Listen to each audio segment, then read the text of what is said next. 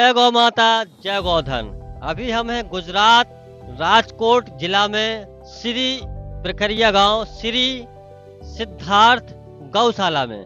और स्वामी गिरी महाराज हमारे साथ हैं। बड़ी गिरी हरिगिरी महाराज हमारे साथ हैं। बात करते हैं अपन, जानते हैं गाँव इनका बहुत बड़ा, मैंने देखा यहाँ पर रास्ते से जा रहा था तो गौशाला, इनका बहुत बड़ा गौशाला है और 400 गाय माता यहाँ पर रहती हैं। तो महाराज जी, आप थोड़ा बता पाएंगे कुछ हमारे दर्शकों को डिटेल में?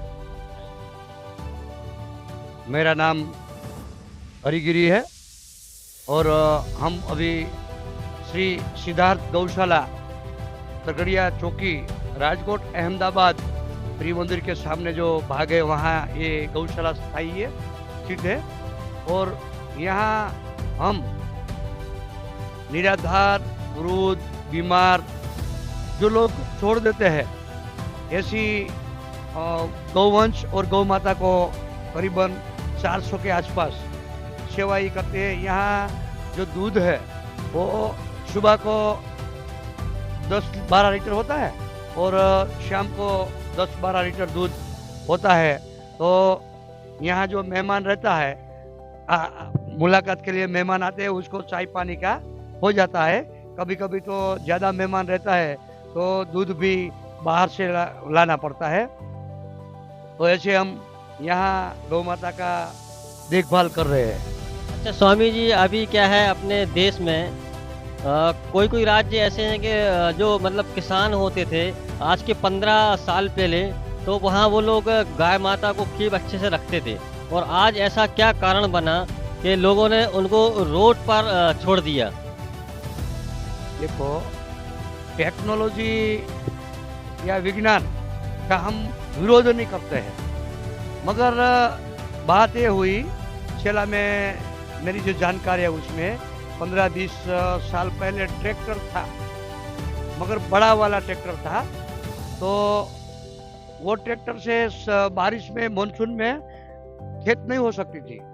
तब तक जहाँ से जब से इंसान को पहचान हुई कि जो ये अनाज है वो पैदा किया जा सकता है, और उसका जो खेत है वो गौ माता का जो नंदी महाराज है वो उसको बैल भी कहते हैं, उससे उसको जोत के वो अनाज पकाया जाता है। तो जब से इंसान ने होश किया, यानी गौ माता का तो हम पर उपकार है ही, जगत जननी है, तो वो बैल का, नंदी महाराज का भी ये पूरी दुनिया में, दुनिया के इंसानों पे उपकार है।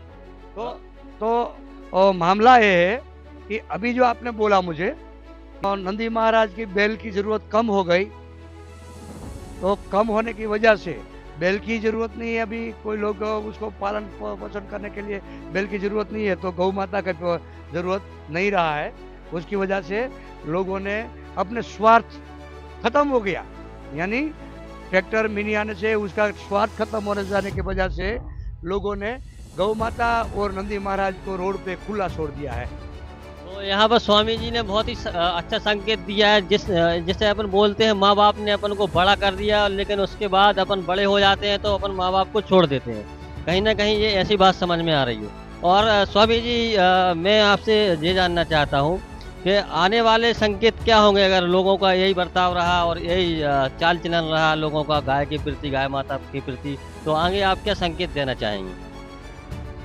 देखो, गौ माता है वो अभी तक आप देख रहे हो कि हर हम न्यूज पढ़ते हैं या न्यूज चैनल में देखते हैं, तो एक चीज हर बार दिखती है, या तो कोई सर्वे होता है तो उसमें आरोग्य पर, तो उसमें भी हमको पता चलता है, जानकारी मिलती है क्या कि करीबन बहुत सारे लोग को कैंसर हो रहा है आजकल। और यहाँ तक कि 2021 में, 22 में जो कोरोना की महामारी आई, तो वो महामारी से बहुत सारे लोग भगवान को प्यारे हो गए, बराबर है।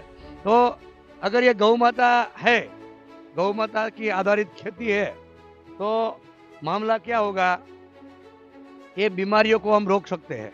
बीमारी फैलने का कारण जो है वो केमिकल युक्त दवाई और केमिकल युक्त खाद, अगर लोग गौ माता के आधारित खेत करेंगे, गौ जो मूत्र है उसका अर्क है, उनसे दवाई बनाई जाए, गोबर से दवाई बन जाए, वो पंचामृत कहलाता है, जीवामृत कहलाता है, उनसे करें। और ये जो गोबर है गौ माता का, वो खेत में डाल के उसके खेती करेंगे तो अनाज भी अच्छा बनेगा और सेहत भी लोगों की अच्छी रहेगी।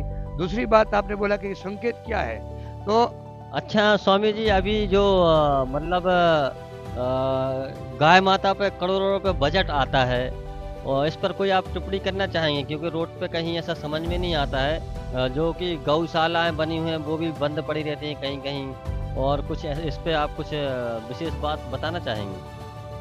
हम उसमें तो ये बात बताना चाहते हैं कि जो हमारी सरकार है इंडिया की, तो वो सरकार क्या करती है, गौचर है और वो जो अन्य जमीन है, वो जमीन उद्योगपति को टोकनदर्शी यानी है तो समझा नहीं कि मुफ्त के हिसाब में दे रही है। उसके बजाय वो जो जमीन है उसको गौशाला को दिया जाए, जिससे गौशाला का चारा पैदा हो सके, गौशाला में गौ माता का रहने का इंतजाम हो सके।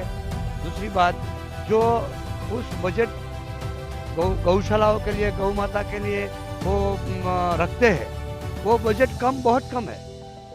अगर समझ लो कि गुजरात सरकार अभी है, मैं एग्जाम्पल दे रहा हूँ कि 30 रुपया प्रति गौ माता का रख रखाव या करती है, तो वो 30 रुपये से क्या होगा भाई? 30 रुपये से कुछ नहीं होने वाला है।